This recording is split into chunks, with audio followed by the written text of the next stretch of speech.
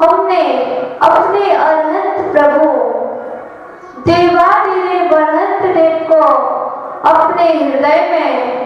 विराजमान किया था, कहा था, हे प्रभु, मुनिराजगण आपका स्मरण करते हैं, इंद्र नरेंद्र आदि आपका स्तुवन करते हैं और स्तुति करते हैं, तो ऐसे देवाधिदेव अनंत प्रभु मेरे हृदय में सदा विराजमान रहे। ऐसी भावना हुई थी, लेकिन सामायिक में प्रवेश नहीं हुआ है। अब हमें सामायिक में प्रवेश करना है, तो अब संकल्प करते हुए बैठ तो गए हो, लेकिन क्या कह रहे हो? कौन से भगवान विराजमान रहे?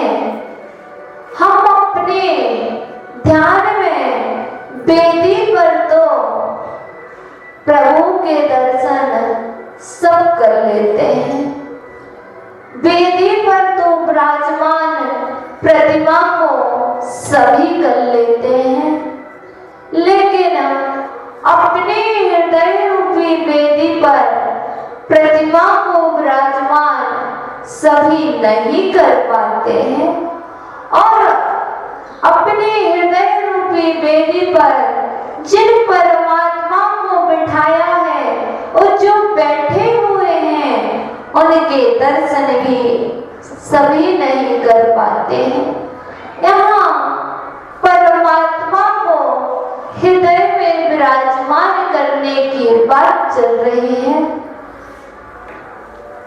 तो परमात्मा है कैसा? परमात्मा है कैसा? भैया, कैसा है परमात्मा? क्या वैसे परमात्मा आपने देखा है? नहीं देखा, अनुभव किया है?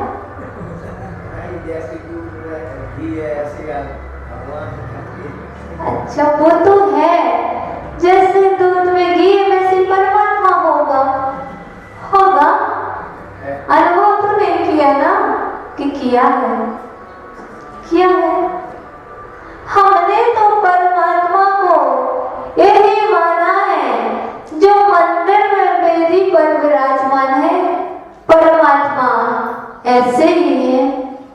नहीं, परमात्मा ऐसे भी नहीं है। परमात्मा कैसे है? परमात्मा कैसे है? जैसा मैं हूं वैसा परमात्मा क्या? बताओ। जैसे आप हो, जैसा मैं हूं, मैं से तात्पर्य जैसी मेरी आत्मा है, वैसा परमात्मा है।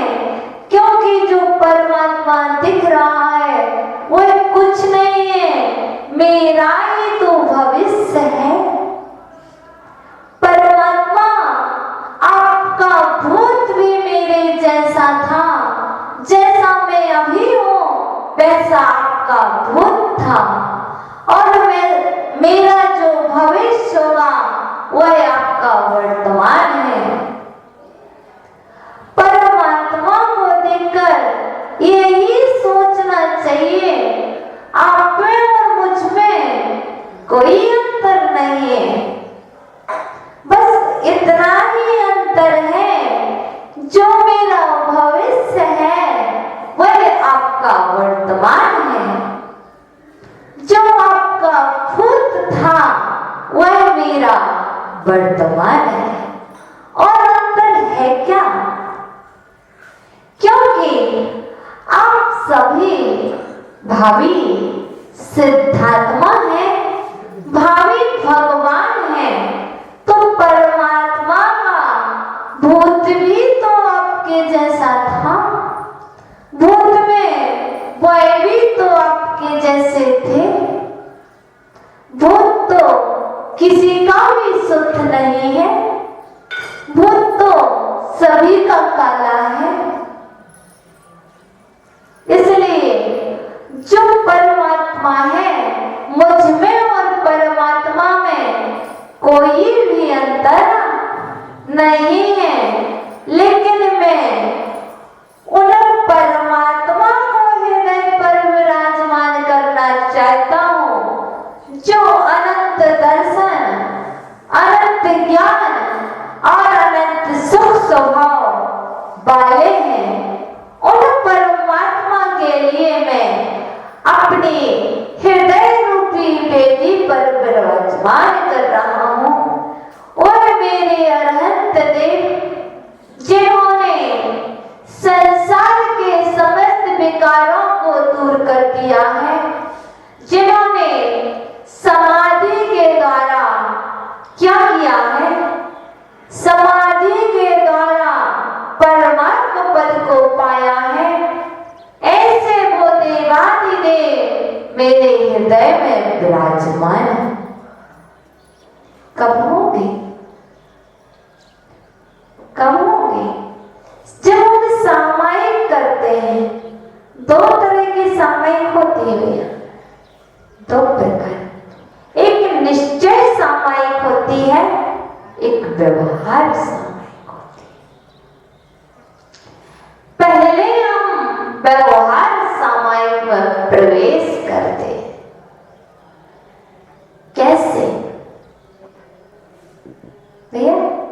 कैसे? प्रभु को हृदय रूपी वेदी पर विराजना भी तो यह व्यवहार सामायिक है। ये कौन से निश्चय सामायिक हो रहे? नहीं। तो ध्यान, चार प्रकार का ध्यान बताया है। पिंडस्थ ध्यान, पदस्थ ध्यान, रूपस्थ ध्यान और रूपातीत ध्यान। पिंडस्थ ध्यान में प्रतिमा की कल्पना करना। आपने आप जब ध्यान करते हैं तो पिंडस्थ ध्यान करते हैं, कई कमल बनाते हो, उसमें अक्षरों की विराजमान करते हो, बीच में क्या प्रतिमा का विराजमान करते हो। जब ऐसा ध्यान करते हो, एक कौन सा ध्यान हुआ? पिंडस्थ ध्यान। और इस पिंडस्थ ध्यान में भी व्यवहार सामायिक हुई। फिर यदि हम रूप का ध्यान करें, कैसा है आपका स्वरूप, कैसा है आपका रूप, उसका ध्यान करते हैं, तब हमारा रूपातीत ध्यान, रूपस्थ ध्यान होता है। अब आप कहते हो सामायिक है क्या? ये ध्यान करना ही तो सामायिक है, ये व्यवहार सामायिक है। जब व्यवहार सामायिक में प्रवेश हो जाता है, इसके बाद कभी निश्चय सामायिक में पहुंचते हो। पहले प्रतिमा को विराजमान करते हो, फिर उनके स्वरूप, उनके रूप का चिंतन करते हो। और यह भी आपको कार्यकारी नहीं है, करना तो निश्चय सामायिक है। अभी तो हम परमात्मा के गुणों को देख रहे हैं, परमात्मा के गुणों का चिंतन कर रहे हैं, लेकिन हमें उनके गुणों का चिंतन नहीं करना है। हमें अपने अंदर में वही गुण प्रकट करना है। उन्होंने क्या किया जिससे वह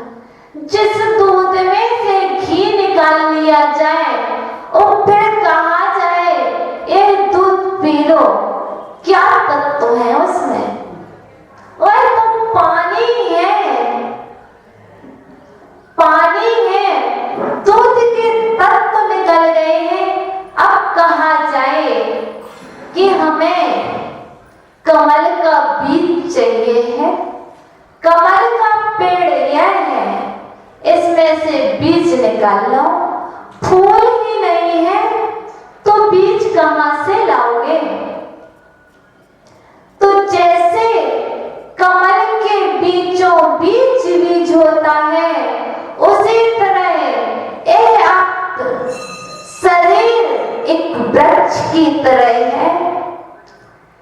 एक हृदय है, इस हृदय के बीचों बीच आप अपने परमात्मा को विराजमान किए हुए हैं। इस शरीर में कुछ भी कार्यकारी नहीं है, तो सिर्फ वही परमात्मा कार्यकारी है, जिनको हमें क्या करना है? जो आत्मा है उसी को सिद्ध बनाना है, उसी को अरहंत बनाना है, उसी को परमात्मा बनाना है, उस बीच की खोज करना है। इस सामायिक इसलिए नहीं है कि आप प्रभु का ध्यान करें, प्रतिमा का ध्यान करें। किसी का ध्यान करने के लिए हमें काल नहीं मिला है, यह वक्त हमें दूसरे का ध्यान करने के लिए नहीं, यह वक्त तो हमें निज का ध्यान करने के लिए मिला है। अपने परमात्मा को पाने के लिए मिला है। अपनी आत्मा को सिद्ध कैसे बनाए, उनको हम व्यवहार में आश्रय इसलिए लेते हैं, इसलिए ध्यान ऐसा करते हैं पिंडस्थ प्रतिमा का सहारा इसलिए लिया है कि आप कैसे सिद्ध बने। प्रतिमा का सहारा लेने से हम प्रतिपल उसको देख करके यह चिंतन करें कि मुझे अपने आप को सिद्ध परमात्मा कैसे बनाना। क्या मैं प्रतिमा का ध्यान करूंगा तो मैं सिद्ध हो जाऊंगा? नहीं होंगे। जब तक अपनी आत्मा को परमात्मा बनाने की कोशिश नहीं करोगे, तब तक आप सिद्ध नहीं बन सकते। हृदय में परमात्मा को कैसे बिठा पाओ? ऐसे तो हमें दिखते हैं, ऐसे तो भगवान का दर्शन करना बहुत आसान है, बहुत सरल है, सभी कर लेते हैं। लेकिन सामायिक के माध्यम से, ध्यान के माध्यम से प्रतिमा को हृदय में विराजमान कर लेना, परमात्मा को हृदय में विराजमान कर लेना, और वो परमात्मा फिर कहीं हटना चाहिए इसे। क्योंकि मंदिर में एक बार परमात्मा को विराजमान किया है, फिर आप कहते हो कभी कोई ले ना जाए, कोई चोर चोरी करके ना ले जाए, बहुत चिंता होती है। ताला लगा के जाते हो मंदिर का, और सुबह रात में घर जाते हो सोने, सुबह जागते हो, पुनः आ जाते हो। हमने जिन भगवान को, जिन पाषाण को वेदी पर विराजमान किया था, वही है कि नहीं? कोई ले तो नहीं गया? चिंता रहती है किसकी? एक अचेतन प्रतिमा की, एक अचेतन पाषाण की इतनी चिंता। और जिस हृदय रूपी वेदी पर एक चेतन परमात्मा विराजमान है, उसकी कितनी चिंता हो रही है। कहीं उसे कोई ले तो नहीं गया, किसी ने चुरा तो नहीं लिया। यदि उसकी चिंता होने लग जाएगी तो एक दिन नियम से आप अनंत और सिद्ध बन जाएंगे। लेकिन हमें तो सामायिक में वही चिंता करना है कि वह चिंता भी एक चिंतनीय हो जाए। ऐसे नहीं कि चिंता आपको बीमार बना दे। यदि आप बाहर की चिंता करोगे बीमार बना देगी। यदि आप अपने अंदर बैठे हुए परमात्मा की चिंता करेंगे तो वह चिंता भी आपको परमात्मा बनाने में सहायक होगी, परमात्मा बना देगी। तो हम सामायिक में बैठ रहे हैं तो पिंडस्थ ध्यान कर रहे हैं, रूपस्थ ध्यान कर रहे हैं। ये व्यवहार सामायिक है।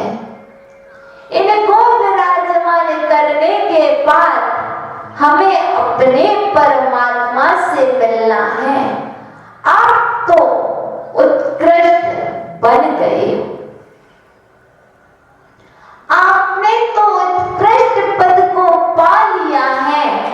यदि मैं आपके उत्कृष्ट पद का ध्यान कर रहा हूं तो यह मेरी सफलता नहीं है।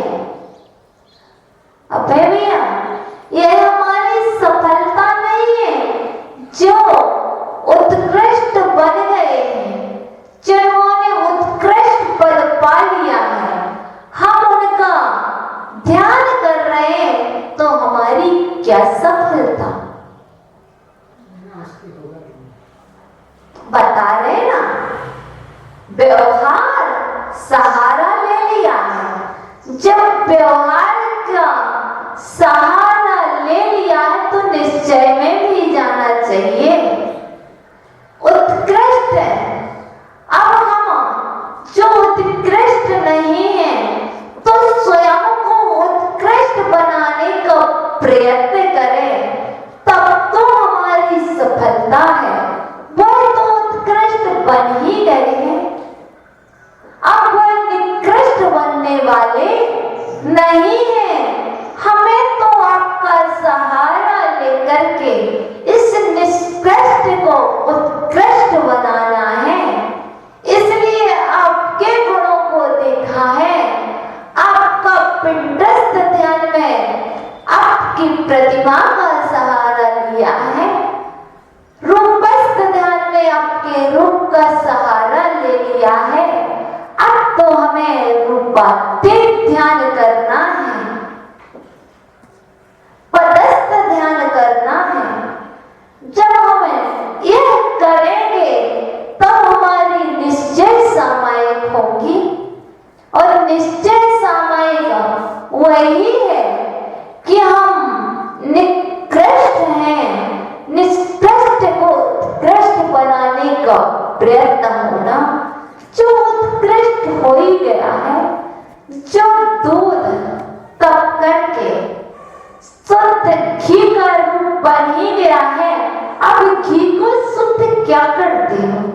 जब घी को शुद्ध करोगे तो आपकी महानता नहीं मानी जाएगी, मूर्खता कहलाएगी कि आप घी को शुद्ध कर रहे हैं। जैसे क्या? आटा है, आटा है, आटा में रोटी भी है कि नहीं? है। लेकिन साधन क्या क्या है? चकला भी साधन है, बेलन भी साधन है, अग्नि भी साधन है, और बनाने वाला भी साधन है, पानी भी साधन है। तो ऐसे ही हमने साधन ले लिया था, लेकिन इन सब साधन होने के बाद भी आपको प्रयोजन किससे है? रोटी से कि आटा से? रोटी से। आपको रोटी से तो प्रयोजन है, लेकिन जब आपकी बात आती है, जब आपकी आत्मा को परमात्मा बनाने की बात आती है, तब कोई प्रयोजन नहीं आत्मा से। तब तो वही वेदी के भगवान कार्यकारी हैं।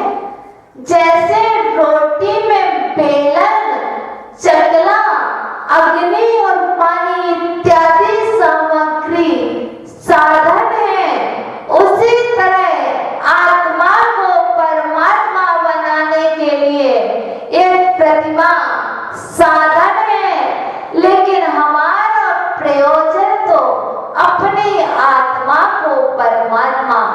बनाने का है। पूजा से प्रयोजन प्रभु की पूजा से नहीं है।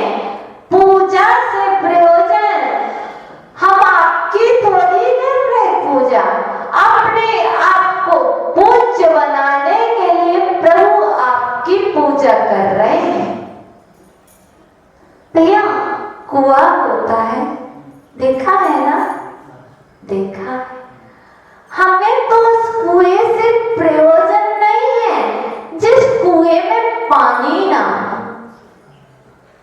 आपका एक कुआं है, यदि इसमें ज्ञान रूपी जल नहीं है तो ये कुआं किस काम का? ये कुआं तो ऐसे बहुत सारे गड्ढे होते हैं, हम उस कुएं को भी महत्व नहीं देते। हम तो उसी कुएं को महत्व देते हैं जिस कूप का पानी हमारे लिए प्रयोग करने में सहायक हो, जिसका हम उपयोग कर सकते हैं। तो हमारे लिए भी वही ज्ञान कार्यकारी है जो हमें परमात्मा बनाए। हम उस ज्ञान को महत्व नहीं देते जो बिजनेस में आपका लग जाए। हम उसको ज्ञान को भी महत्व नहीं देते जो पैसा गिनने में लग जाए। पैसा गिनना तो बहुत आसान है, पैसे के लाखों करोड़ों को हाथ में लेना आसान है, लेकिन अपने इन दोनों हाथों से एक जिनवाणी का पेज पलट लेना बहुत कठिन है। इसको बहुत पुण्य चाहिए, इस जन्म का नहीं, अनेक जन्मों का पुण्य चाहिए। इसलिए हम तो जब आप कूप में भी जाते तो ऐसा करते, जब आप कूप के साथ ऐसा करते हो तो हम आपके ज्ञान के साथ भी ऐसा करते हैं। बस हमें सब कुछ होने के बाद भी देखना किसको है? अपने परमात्मा को। यह तो सामायिक पाठ चल रहा है, यह व्यवहार में चल रहा है कि आप सामायिक कर नहीं पाते हैं तो कैसे सामायिक में प्रवेश हो? तो प्रवेश होने के लिए बता दिया है, पहले अनंत प्रभु को ध्यान में लाओ, उनको विराजमान करो, फिर उनके रूप का ध्यान करो, फिर उसके बाद आगे बढ़ोगे। तो ये क्रम से चल रहा है। अभी निश्चय सामायिकता को नहीं पहुंचे।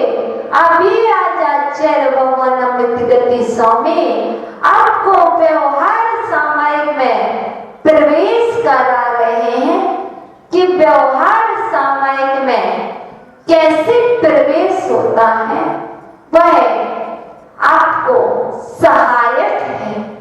निश्चय की ओर ले जाने के लिए व्यवहार भी कार्यकारी होता है, क्योंकि व्यवहार के बिना निश्चय भी नहीं चल सकता है। निश्चय और व्यवहार दोनों पहिए आवश्यक है ना? आपके दो हाथ हैं, कौन कौन से? कौन? दाया बाया नहीं, एक निश्चय का है, एक व्यवहार का हाथ है। अच्छा एक चीज पूछे ना, यहाँ कहीं पीछे हमारे नए चक्रवर्ती लिखा है, इसका अर्थ क्या है? निश्चय नए की चक्रवर्ती, नए को नए की मुक्ता लेकर। अच्छा ये अब ये आप जान लें। इसके पहले क्या कहा? समुदय। इसका अभी तक आपने अर्थ क्या समझा? सुनो भैया, हमें पता है क्या कह रहा है, भैया सही कह रहा है। नहीं मिस नहीं। और चक्रवर्ती का चक्रवर्ती छह खंड में राज्य करता है, ऐसे ही नियमों के ज्ञाता हैं, इसलिए सभी शास्त्रों के वो चक्रवर्ती नाम जानेगा। हाँ, यह ना जो लिखा है नई चक्रवर्ती, ये किसी ने नहीं। आज जब वो अशोक नगर में चातुर्मास कर रहे थे, वहां पर जो धर्म की गंगा बह रही थी, तो वहां के लोगों ने नई चक्रवर्ती करके पुकारा था और उन्होंने उपाधि से क्या किया था। हाँ, तो इससे ये नहीं सोचना, लोग सोच रहे होंगे नहीं, कुछ ने सोचा होगा। ब्रिटिश ने क्या सोचा था? कुछ नहीं सोचा, लेकिन कुछ सोच रहे थे। नए से तात्पर्य निश्चय है और व्यवहार में के ज्ञाता। ठीक है, चक्रवर्ती के पास अपार संपदा होती है, लेकिन आपके पास कौन सी संपदा है? कौन सी? भैया, दो पैर हैं आपके, दो पैर हैं, किस लिए है? नहीं, एक निश्चय का पैर होता है, एक व्यवहार का पैर होता है। हाँ, दोनों पैर से चलते हो। यदि हम कहें एक पैर से चलो, नहीं चल पाओगे भैया। दोनों पैर से चला नहीं जाता, चला तो एक पैर से ही जाता है। जब आप निश्चय का सहारा लेते हो, तब व्यवहार को गौण करना पड़ता है, तब आप व्यवहार में नहीं रह सकते। जब आप व्यवहार का सहारा लेते हैं, तब निश्चय गौण हो जाता है। जैसे आप जब चलते हो तो पहले दायां पैर उठाते हो, चलते ना। यदि दोनों उठाओगे तो चल नहीं पाओगे, गिर जाओगे। सच है ना? इसलिए जब भी ध्यान करते हैं, जब भी सामायिक करते हैं, अरे दिन भर तो हो गया व्यवहार करते हुए, कुछ समय निज के लिए निश्चय में भी तो आना चाहिए।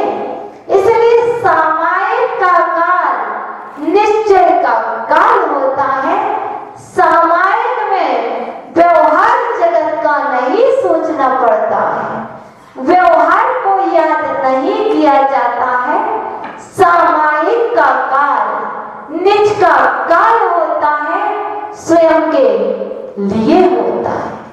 इसलिए पहले व्यवहार सामायिक करना, व्यवहार सामायिक में प्रवेश हो जाए। व्यवहार सामायिक में कैसा ध्यान?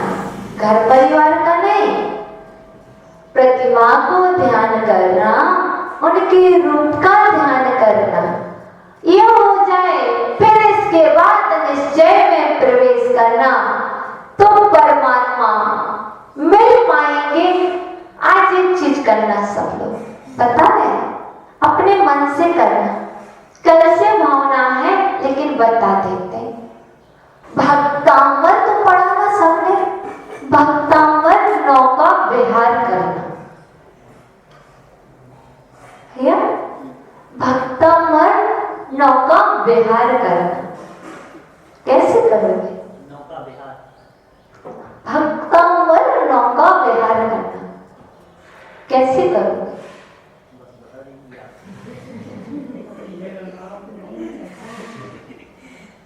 देखो कैसे करोगे। नाव इधर है नहीं है, समुद्र यहाँ है नहीं है ना, नदी छोटी मोटी होगी, लेकिन हम उधर नहीं जाएंगे। यहीं बैठे बैठे ध्यान कर लेना। कैसे भक्तांवर नौका विहार करना? बैठ जाना ध्यान में। हम इसलिए बता रहे हैं, जो कैंसर पीड़ित हैं, जिनको बीमारियां हैं, तो हम उनके लिए यही बता भक्तामर सबको पढ़ा दिए, अर्थ सबको बता दिए, लेकिन वो भूल गया।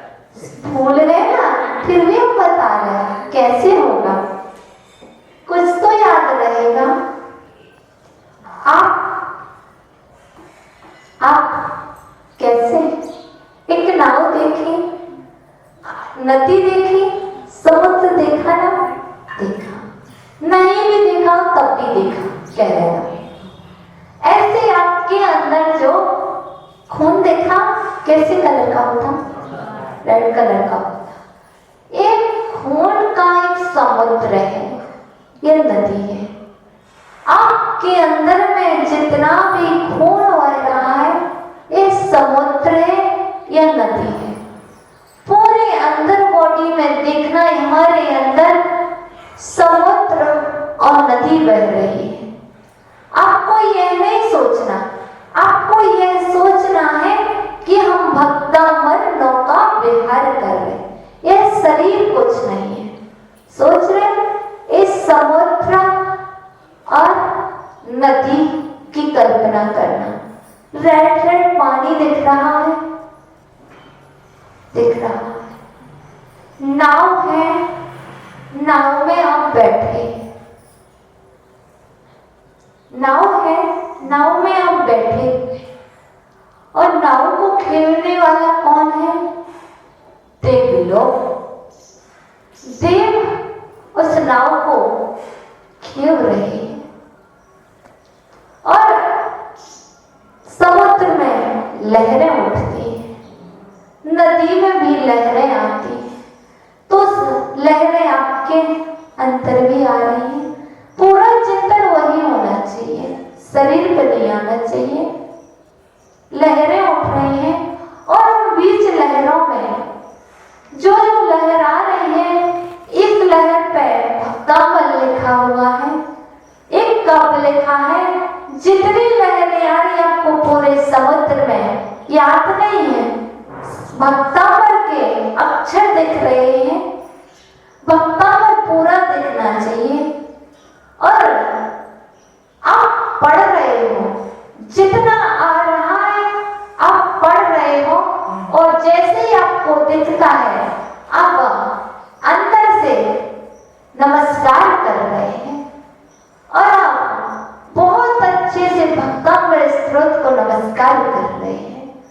और कहीं कहीं अर्थ भी आपको आता जा रहा है, लेकिन विशेष रूप से जिसमें देव पुष्प वृष्टि का वर्णन आया है काव्य में, उसका चिंतन करते समय वह काव्य आ जाए तो यह भी चिंतन करना, देवता लोग पुष्प वृष्टि कर रहे हैं, नाव भी देव खेल रहे हैं, आप नाव में बैठे हैं और पुष्प वृष्टि हो रही है। अब जो ब्लड कैंसर होता है, कैंसर होता है, यदि आपका ध्यान, आप सम्मित, पहले तो सम्मित दृष्टि भी होना जरूरी है, श्रद्धा होना जरूरी है। यह सब हो जाएगा तो ब्लड कैंसर कुछ नहीं है। हमने आपको बताया था ब्लड अशुद्ध हो जाता है। कोई भी बीमारी आती है तो सबसे पहले ब्लड अशुद्ध होता है, ब्लड में कीटाणु आ जाते हैं तो बीमारी को विकराल रूप ले लेता है। तो वह भक्तामर के माध्यम से आपका ब्लड, लहरों के माध्यम से लहरें उठ रही हैं, उनके माध्यम से क्या हो रहा? ब्लड स्वच्छ हो रहा है। समुद्र में लहरें उठती हैं तो कचरा बाहर साइड में चला जाता है। ऐसे ही वह ब्लड भी क्या हो रहा है? स्वच्छ हो रहा है, पवित्र हो रहा है। अब ये तो सबको पता है, जितना आयु कर्म है, आयु के निषेक हैं, उतना चलेगा। लेकिन यदि शेष रहे हैं तो अकाल मरण नहीं होगा। यदि आयु कर्म के निषेक हैं तो अकाल मरण नहीं होगा। तो मैंने जब डॉक्टर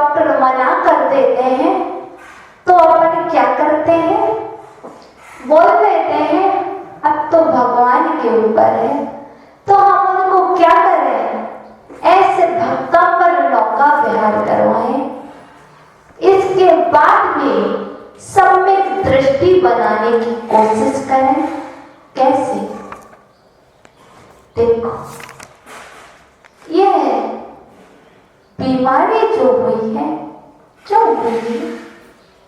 हमने पूर्व में बहुत जीवों को दुखी किया था, बहुत जीवों को मारा था, बहुत कष्ट दिया था। आज वह सभी हमसे बदला ले रहे हैं और मैं उन सबसे आज क्षमा मांग रहा हूँ, परिवार से भी क्षमा मांग रहा हूँ, तीनों लोक के जगत के प्राणियों से मैं क्षमा मांग रहा हूँ। और क्या कर रहा हूँ? जिनको मैंने सताया है, जिनका मैंने वध किया है, आज वो बदला ले रहे हैं। मैंने उनका खून बहाया था, तो आज वो मेरे खून में आकर के मेरे से बदला ले रहे हैं।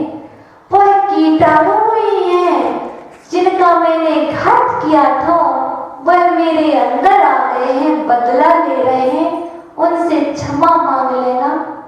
ठीक है, तुम मुझे क्षमा करना, लेकिन यदि आप क्षमा जरूर कर देना, यदि आप मेरी श्वासें लेकर क्षमा करना चाहते हो तो मेरी श्वासें भी ले लो, मेरा जीवन भी ले लो, लेकिन मुझे क्षमा अवश्य कर देना।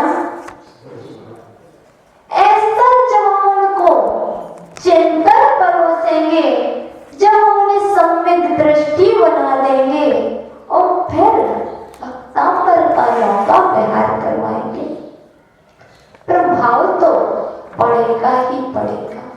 यदि आयोग्य में सीखें, यदि प्रभाव भी नहीं पड़ा तो कुमरण से सुमरण तो हो जाएगा, समाधि मरण तो हो जाएगा। जाना है बिलक बिलक के जा रहे, समता से तो जाओगे। समता से जब आप ऐसा करवाओगे तो नियम से देव गति होगी, शुभ गति ही होगी, आप सुखी रहेंगे। इसलिए भक्तांबर पढ़ा है, पढ़ के पुस्तक में ना रह जाए।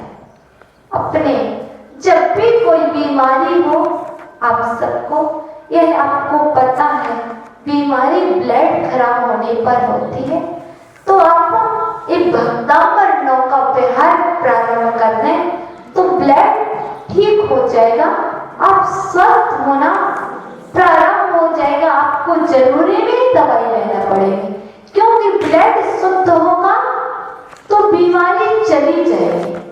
इसलिए हमारे आचार्य भगवान ने भक्तांबर नौका विहार बताया।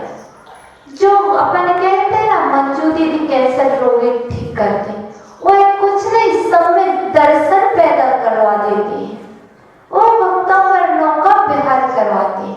तो हम नहीं करवा पाए, लेकिन हमने चिंतन से आपको बता दिया कैसा करना, तो आप स्वयं करेंगे, आपको खुशी होगी। तो अब देख लेते हैं व्यवहार सामायिक और निश्चय सामायिक। यो यो दर्शन ज्ञान सुख स्वभावः समस्त संसार विकार वाह्यः समाधिगम्य परमात्म संज्ञा साधि देवो हृदये ममास्ताम् दर्शन जन सुख स्वभावः दर्शन जन सुख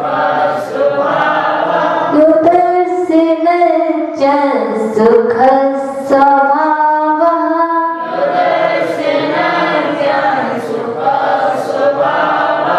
समस्त संसार विकार वाह्यः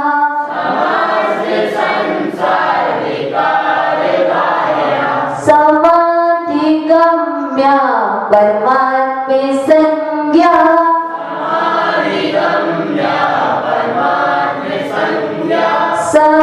समाधिगम्य परमात्म संज्ञा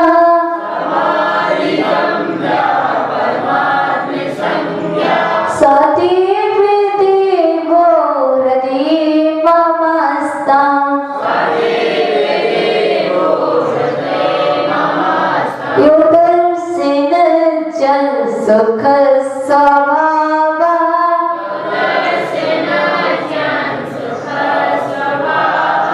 समस्त संसार विकार माया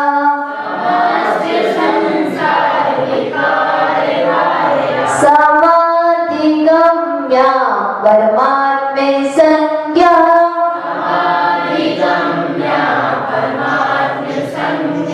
सदैव देवो हृदि ममस्ता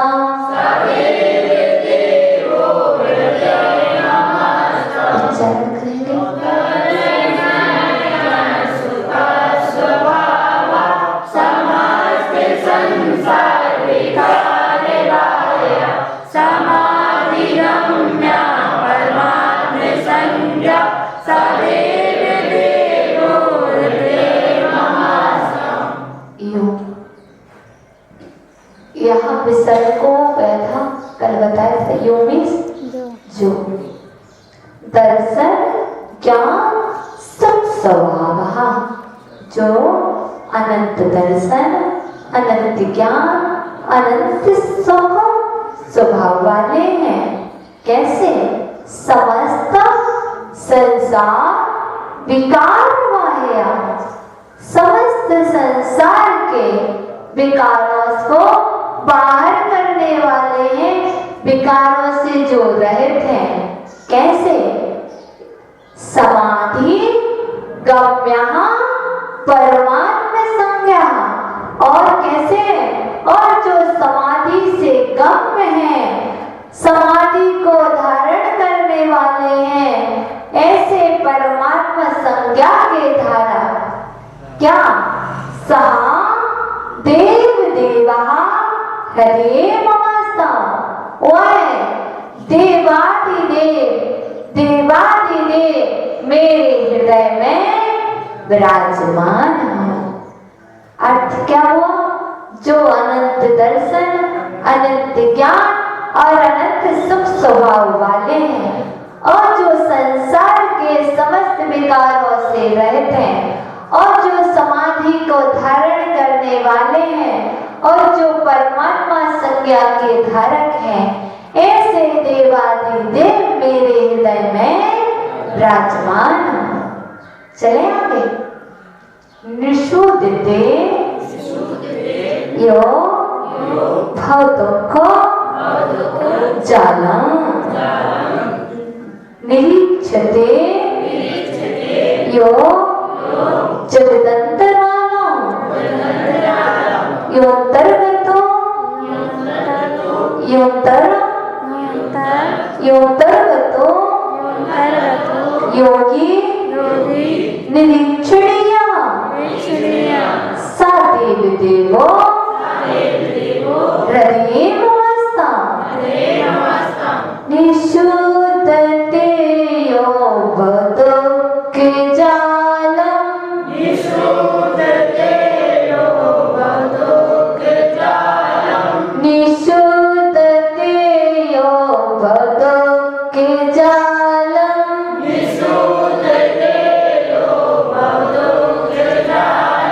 निरीक्षते यो जगदन्तरालम्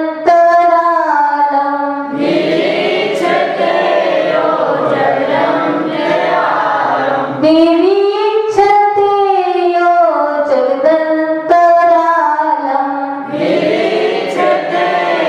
जगदन्तरालम्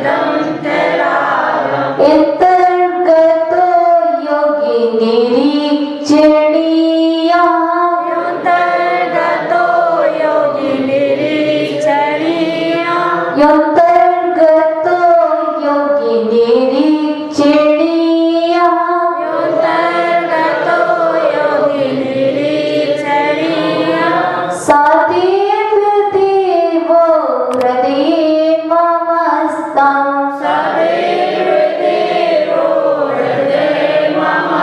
निषूदते यो भवदुःख जालम्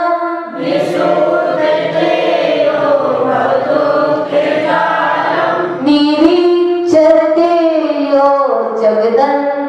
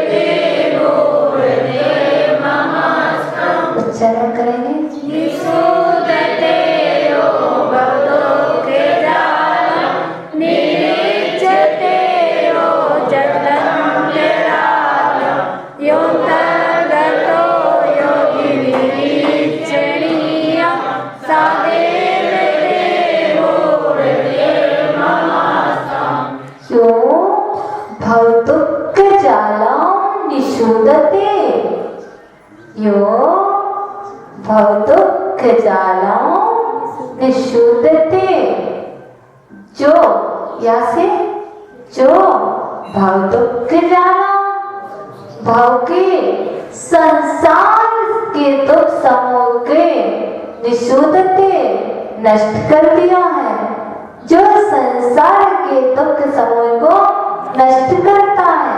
क्या? यहाँ जगदंतरालम निरीक्षते, जो जगत के अंतराल को देखते हैं, निरीक्षते निरीक्षण करते हैं, देखते हैं।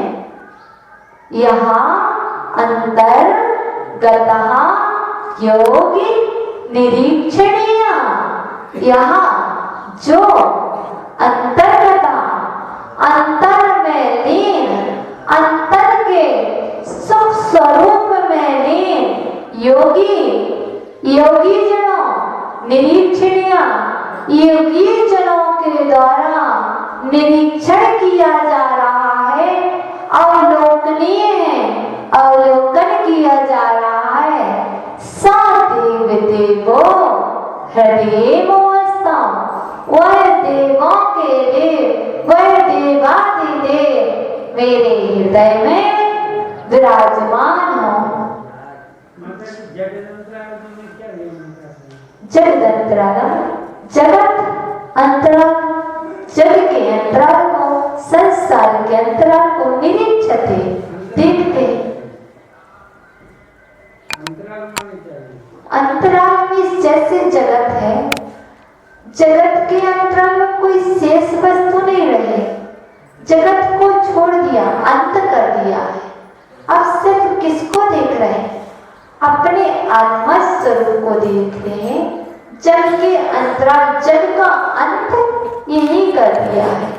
अब सिर्फ देख रहे हैं तो अपने स्वरूप में देख रहे हैं, अंत कर रहे हैं यहाँ। तो यहाँ बताया गया है जो संसार के दुखों समूह को जिन्होंने नष्ट कर दिया है, जिन्होंने जगत के अंतराल को देखते हैं, देख लिया है, जो अपने स्वरूप में लीन है, योगी जन के द्वारा और देखे जाते हैं, ऐसे वह देवादि देव मेरे हृदय में विराजमान हो। अब सुना तो